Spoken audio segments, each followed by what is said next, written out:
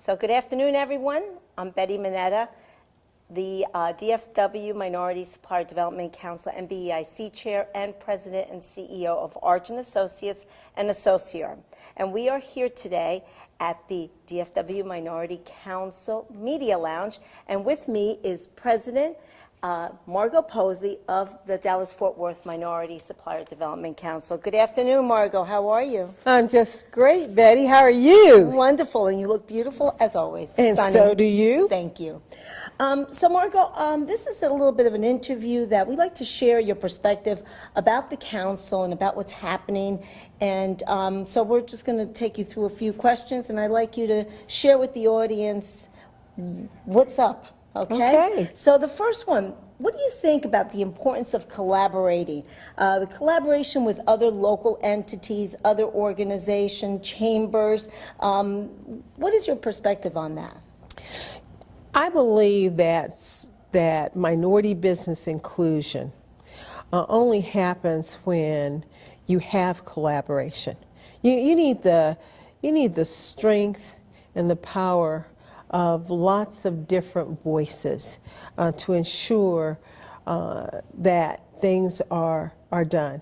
And when you really think about who we serve, and when I say we, I'm talking about other advocacy groups, whether it's the ethnic chambers or other business groups.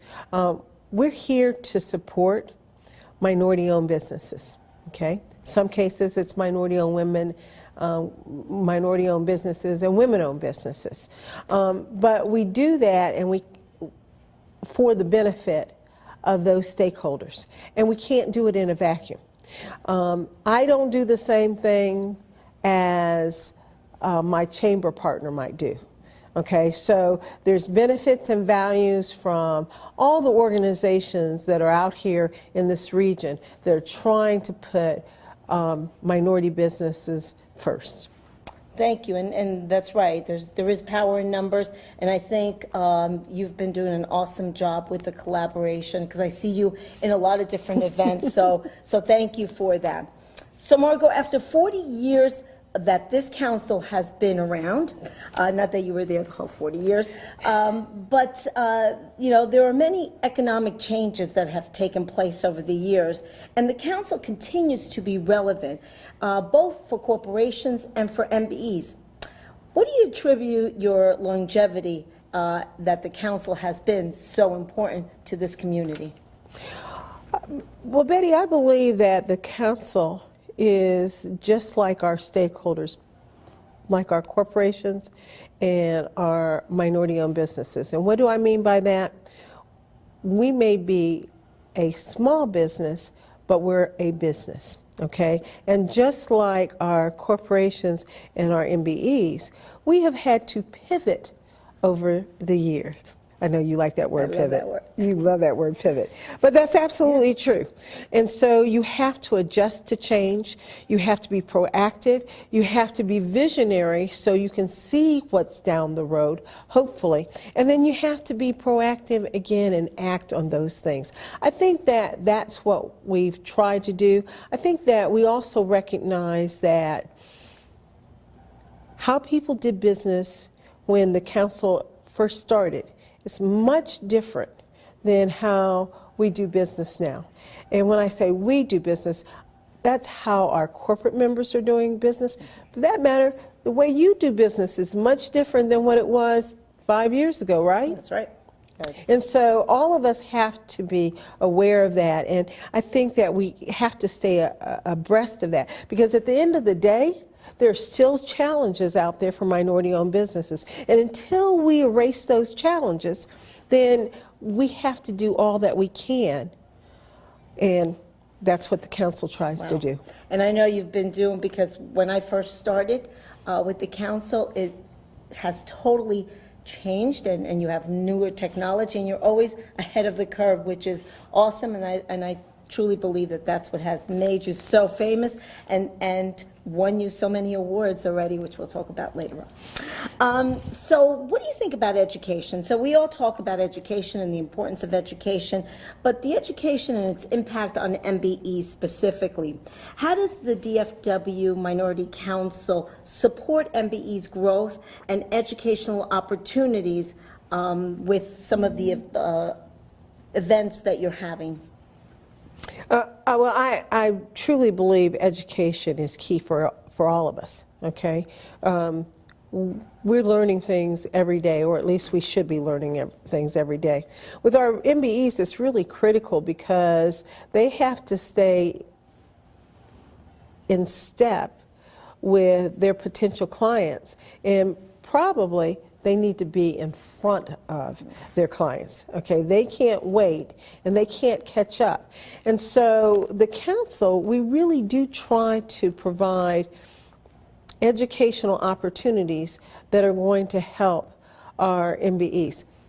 And they're not necessarily minority driven, if you will. So let me give you a couple of examples. And I have to say that we're really fortunate because we have great partners that help us. In the fall of last year, we did a Hiring the Best series. It was with our CEO Academy. It was a small group because we think things happen in small groups, the dynamics are better. But Energy Future Holdings actually brought in the head of their HR department and several VPs, and even their CEO came and spent some time with our group of MBEs over a series of 3 sessions. Because we all know that if you don't hire the right talent, it doesn't matter if you're a minority. You have to, I mean, talent acquisition is one of the key factors for any organization out there that's looking to succeed. And so our MBs have to be equipped with the same tools. That particular session did just that, I believe. Another session that we recently did was a succession planning session, because some of our MBEs are at the point in their journey that they may be thinking about selling the business, turning it over to the kids, just a myriad of things. And so it's really important to have the right kind of advice or be on the right path. I got to thank Comerica Bank because they helped us with that. And then another program that we've done and continuously done is we provide OSHA 30 training. OSHA 30, it's considered the 30-hour training, and if you're in construction, but really any business could use that kind of training, the safety training. And so Austin Commercial has been really great about providing that training for our MBEs. We've been able to give that to folks as part of the benefits of being certified with the council. And so we don't always deliver the educational package. We bring in the experts, the people that can really speak to whatever it is we're trying to convey, and it's been helpful for our MBEs. And I've also been told by the people that are doing the instruction, mostly our corporate members, that it's also been helpful for them because they see small businesses differently. They see minority-owned businesses differently. You know, when you work for a big corporation, you got all kinds of divisions that can do this for you, do that for you. Betty, who does that for you? Yeah. Here we are. You do. Just a few. That's Absolutely. Right. That's right. Absolutely. Well, that's awesome, and I wish I had known because I could have taken that OSHA 30 training. And definitely we'll look at the succession planning. So Margo, if you could tell the buying entities one thing about how to build a successful supplier diversity program, what would that be? You really ask the hard questions, don't you? I think you've got to get buy-in from senior leadership. Okay, nothing happens without the buy-in of senior leadership, and I think that all too often we think people know what they need to know, and that's not always the case. So I think that we have to do a better job of keeping minority business inclusion in front of our, in front of key leadership. I think that's really important. I think that the value proposition is really key, but to me, the value proposition is different for every entity. What Encore might be looking for from a value proposition may be entirely different than what PepsiCo or Nokia is looking for. And so I think you have to start with really understanding your organization, understanding where your organization is planning on going. And you think that everyone internally knows that, but I guarantee you all the internal players in a corporation don't know that. And so I think that's part of it. And then I think, making sure that you have the opportunity to spread that message to as many folks as possible, because you don't know who your next best friend is going to be. That's right.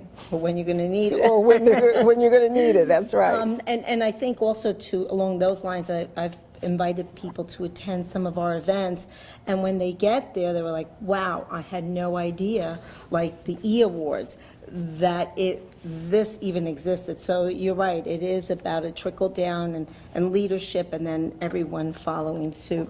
So we hear a lot about diverse businesses these days. How important do you feel it is to keep your organization focused on minority business inclusion? Because, of course, you're serving both corporates and MBEs, and so your organization also needs to understand that. So what are some of the things that you're doing to ensure that everyone is sharing in that vision and mission? Well, Betty, under Keith Connolly's leadership, when he came on as chairman of the board in 2014, he said he wanted to do something different as it related to strategic planning. Most strategic plans, you do the strategic plan, get around in the group, do it for a weekend, however many hours, and then you put that on the shelf and nobody sees it until the next time you get ready to do a strategic plan. And he really wasn't interested in that, and so he charged John Lozano from Raytheon to head up a task force that would look at the council from the lenses of its stakeholders, okay? That means the board, that means the supplier diversity professionals, it certainly means the MBEs, and, oh, by the way, it also meant the staff. And to John's credit, he brought in one of his Six Sigma folks. Oh, boy. And got that feedback from all of those stakeholders. We came away with 14 objectives that would move the council forward, push the council forward. But you and I both know nobody can do 14 of anything. Yeah. So we culled it down to 5. And I got to tell you that one of those, and here they are. One was to increase business opportunities for MBEs. That is why we're here, right? The second one was to ensure that we have tiered programming.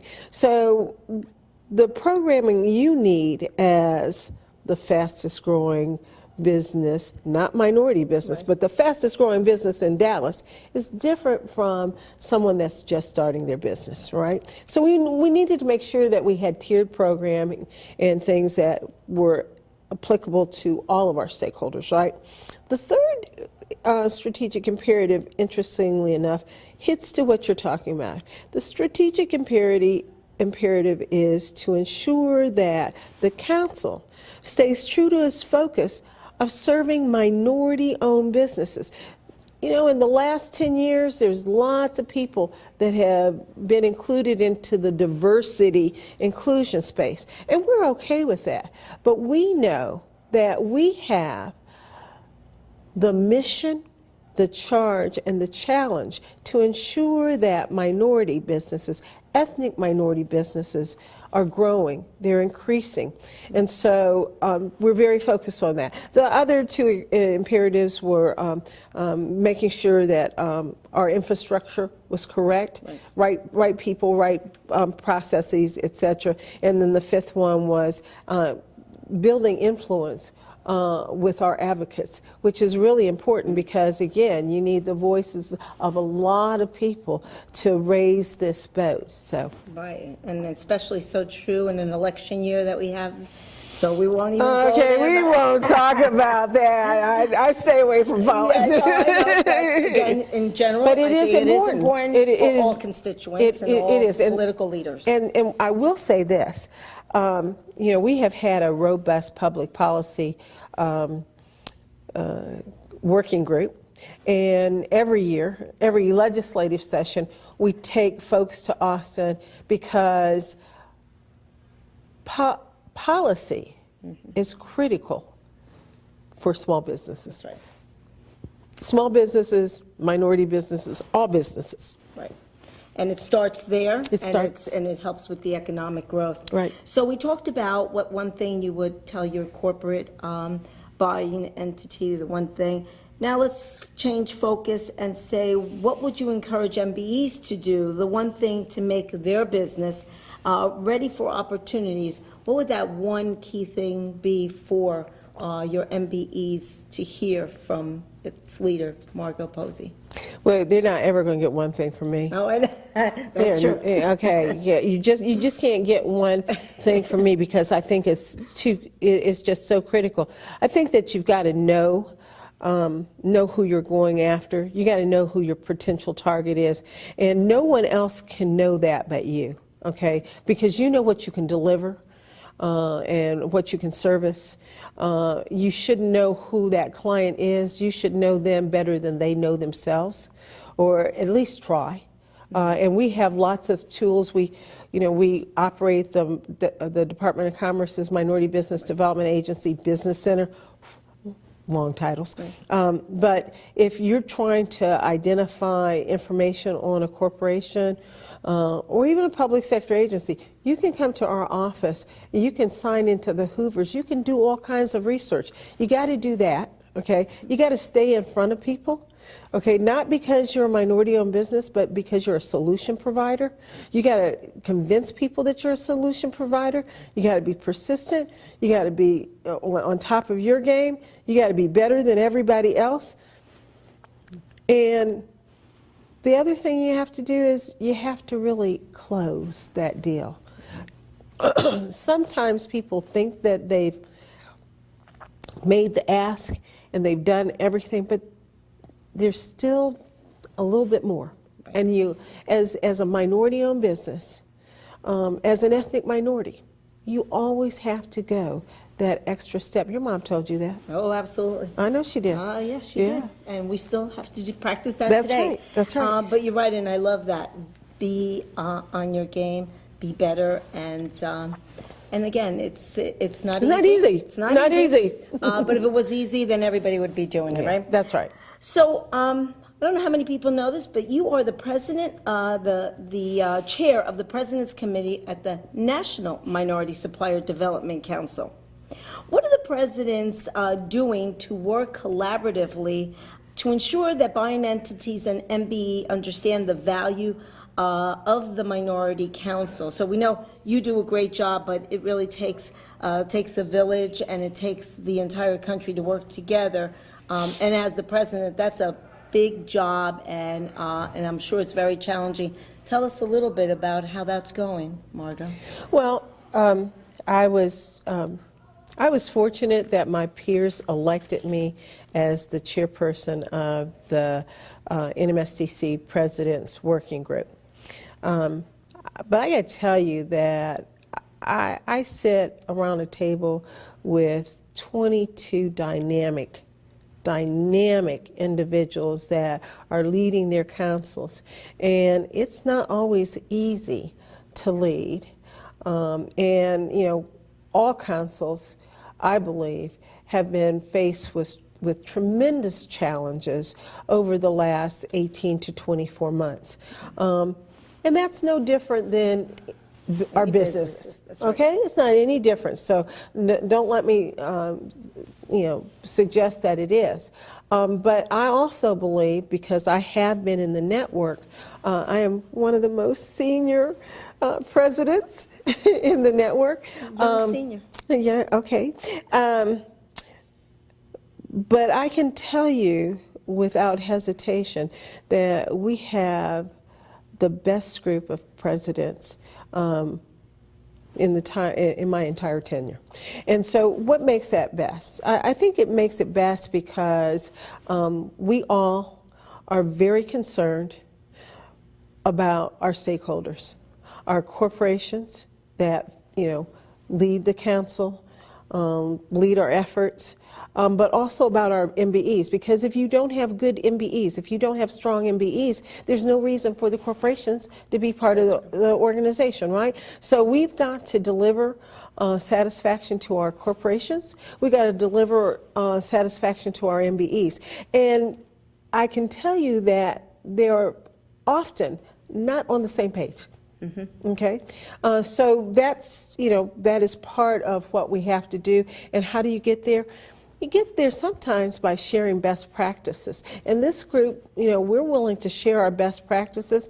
I believe in R&D. And that is not research and development. It is rip off and duplicate. And there's nothing wrong with that. Okay? We don't have time to start from scratch. We've got to take what somebody else has done sometimes and make it better. Mm-hmm. Okay? So, I can't say enough about my peers across the country. They're passionate, they work hard, and they're in there every day to support their stakeholders. Yeah, and that's true. I've had the privilege of meeting some of them, and they are a very impressive group. And you guys have a challenging time, as all businesses do. As all These are businesses. tough times. Monies are tight. Resources are tight. So doing what you all do with the limited staff and monies, it's amazing. And one of the things that you always say is you can't measure what you can't see, right? And I know that you started something called the challenge of, or really started at the National Council, the $1 billion initiative, and you have been the organization or the council that has really been leading that initiative, because you already had a platform, because you were visionary. You knew years ago, I need something that I can track and I can measure, and we could see how we're doing. So tell us a little bit about how that's going. The Council Connect, I believe we call it, but you started, by those that buy us.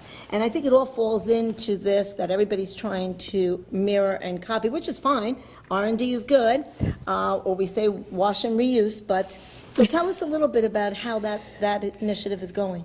Okay, well, let me just give credit where credit is due. The National Minority Business Enterprise Input Committee is comprised of all 23 councils and their MBEIC chair. And of course, you're the chair of our MBEIC. And it is a very important group. Terry Quinton of Q2 Marketing was the national chair of the MBEIC for six long years. God bless her. Yes, oh, yes. My God. But this year, the MBEIC said that they really wanted to grow additional spend, and they said, why can't we get $1 billion in new spend for MBEs? And I heard the platform and said, yeah, I like that idea. We can work on that. But saying it and doing it is two different things. And that's where it becomes hard, because nobody has time to do one more task. Right. Okay? It's another task.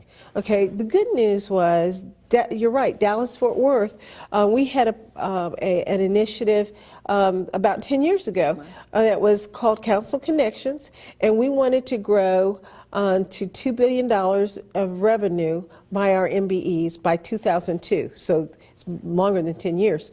And at the time when we started it, our baseline was less than $1 billion. And we were able to achieve that. And I believe that one of the ways we were able to achieve it was we kept on announcing it. We were telling people, we were showing people how, there was more business going on. Now, was the council doing that business? We don't write that many contracts. We don't write $1 billion worth of contracts. Now, we do business with MBEs, and I'm pleased to say that we do about 42% of our spend with minority-owned businesses, because you got to walk that talk, right? That's right. But we were tracking that, and we achieved the $2 billion in 2001, okay? And so when the National MBEIC said they wanted to take this on, the only thing that we did, or I did, was say, okay, we've got a tool, we got to brush it off, and thank goodness Terry Quinton said, yeah, I'll help you, and she brushed that tool off, and we started to track. We announced in March that we were going to start tracking spend between our corporations and MBEs, but more importantly, our MB to MBE, because we know that there's a significant amount of business that MBEs do with each other. That's right. And so we're just tracking it. We're just trying to measure that to make sure that, we're demonstrating that there's business being done. That's right. So That's all new too. Well, that's excellent. And Margo, I appreciate your candor. I appreciate you taking the time to talk to us and to share your views, because it is so important to hear from the president every so often, because not everyone has the privilege of attending a lot of the functions, but those that can't at least have the ability to listen in. So I thank you so much for your time. Well, I appreciate this, and I appreciate the opportunity to give a little bit of a snippet of the council. I am pleased that we were the 2015 NMSDC Council of the Year. We were also the 2011 NMSDC Council of the Year. They didn't give one in 2014, so that means that we were pretty good, right? 50%. Yeah. That's a great 4 years. You won it twice. That's amazing stats. But we couldn't do what we do without my great staff, my great team, but our great MBEs and our great corporations and public sector agencies that support this organization. Not everyone has that kind of support. Not everyone has people trying to move in the same direction for the benefit of minority-owned businesses. And I believe that we have something here that's a little bit different than other places and other organizations. So thank you. Certainly do, and I'm so honored and proud to be part of it. So thank you. Thank you.